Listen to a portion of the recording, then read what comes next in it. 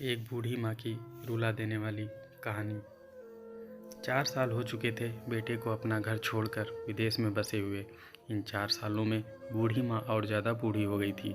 76 वर्ष की उम्र में सुशीला देवी की याददाश्त काफ़ी कमज़ोर होती जा रही थी।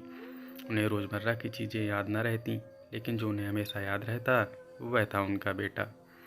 दिन हो या रात, एक पल भी ऐसा न होता जब उन्हें अपने बेटे की याद न आती। दूसरी तरफ बेटा था जो साल भर में एक आध बार अपने माँ को फ़ोन कर लिया करता और 1-2 मिनट से ज़्यादा बातें भी ना किया करता। फिर भी ये बूढ़ी माँ टकटकी लगाए अपने बेटे का इंतज़ार करती रहती। एक दिन बेटे का विदेश से फ़ोन आया। हेलो हेलो, सुन रही हो ना माँ? सुरेश बोल रहा हूँ, तुम्हारा बेटा। कैसी हो माँ? मैं ठीक हूँ बेटा। तुम, बहू और मेरा पोता कैसा है? माँ ने पूछा। सब अच्छे हैं माँ। मैं अगले हफ्ते गांव आ रहा हूँ माँ, तुम्हें लेने। अब हम सब साथ में ही लंदन में रहेंगे माँ। तुम्हारी बहू कह रही थी माँ को यहाँ पर लेकर आओ, बेचारी अकेली वहाँ परेशान होती होगी, बेटे ने कहा। माँ की बूढ़ी सूखी आंखें आंसुओं से भीग गईं। उसके कमज़ोर शरीर के नस नस में खुशी की लहर दौड़ गई। बेटे और बहू का अपने प्रति प्रेम देखकर माँ का मन खुशी से भर आया।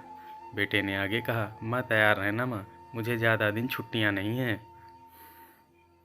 जिस से जितने पैसे लेने हैं लेकर रखना, तब तक मैं प्रॉपर्टी डीलर से बात कर लेता हूँ घर के लिए। घर के लिए? माँ ने पूछा। हाँ माँ, गांव का घर हमें बेच देना पड़ेगा।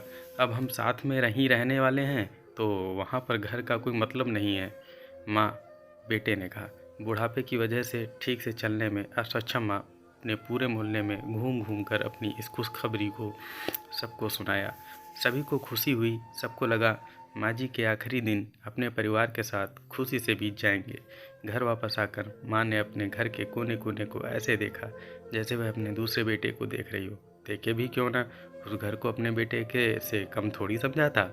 अपने पति के साथ 40 साल यही तो बिताए थे, लेकिन अब मजबूर थी बुढ़ापे के आखिरी साल बेटे और बहू के साथ बिताना चाहती थी। दिल पर पत्थर रखकर घर बेचने के लिए माँ तैयार हो गई। आनन फानन में बेटे ने घर को आधे दामों पर बेच दिया। माँ ने ज़्यादा नहीं, लेकिन जिन चीज़ों से दिल लगा था उन चीज़ों को समेटा और बेटे के साथ टैक्सी में बैठकर एयरपोर्ट के लिए चली गई। एयरपोर्ट पर आकर बेटे ने माँ से कहा, माँ तुम यहाँ बेंच पर बैठो, मैं सामान और बोर्डिंग पास की जांच करा कर आता हूँ। वहाँ वक्त लगता है और खड़ा रहना पड़ता है तो तुम्हें तकलीफ़ होगी। तुम यहीं आराम करो। मैं यूँ गया और यूँ आया। माँ बेंच पर बैठ गई और बेटा अंदर चला गया। काफ़ी समय हो गया, बेटा वापस नहीं लौटा। माँ सोचने लगी ज़्यादा भीड़ होगी इसलिए देर लग रही होगी। अंधेरा होने को आया। अब तो लोगों की चहलकदमी भी कम होने लगी। माँ को अब चिंता होने लगी। एक कर्मचारी ने आकर पूछा, किससे मिलना है माँ जी आपको? यहाँ पर क्यों बैठी हैं? डरती हुई आवाज़ में सुशीला देवी बोली, मेरा बेटा अंदर सामान की जांच कराने गया है। लंदन जा रहे हैं हम। क्या नाम है माँ जी आपके बेटे का? कर्मचारी ने पूछा। सुरेश नाम है मेरे बेटे का, सुशीला देवी ने बताया। कर्मचारी अंदर गया और थोड़ी देर बाद बाहर लौटा। उसने सुशीला देवी से कहा, माँ जी लंदन जाने वाली फ़्लाइट तो दोपहर में ही जा चुकी है और आपका बेटा भी उस फ्लाइट में बैठकर लंदन जा चुका है। अब आपके यहाँ बैठने का कोई मतलब नहीं है। आप भी अपने घर चली जाइए। क्या जा चुका है और मैं घर जाऊँ? घर? माँ की आंखों से आंसुओं के सैलाब उठने लगे। जैसे तैसे माँ घर पहुँची। जो अब उसका था ही नहीं, बिक चुका था, वहीं बरामदे में तुलसी के पास सो गई। घर के नए मालिक को उस पर दया आई तो एक कमरा किराए से उसको दे दिया। पेंशन के पैसों से खाना और किराए का बंदोबस्त हो जाता था। दिन बीतने लगे। कुछ दिनों बाद घर के नए मालिक ने सुशीला देवी से कहा, माँ जी आप अपने रिश्तेदारों के यहाँ पर जाकर क्यों नहीं रहती? इस उम्र में आपके लिए वही अच्छा होगा। अच्छा तो होगा, लेकिन अगर मेरा बेटा वापस आया तो उसका ख्याल कौन रखेगा?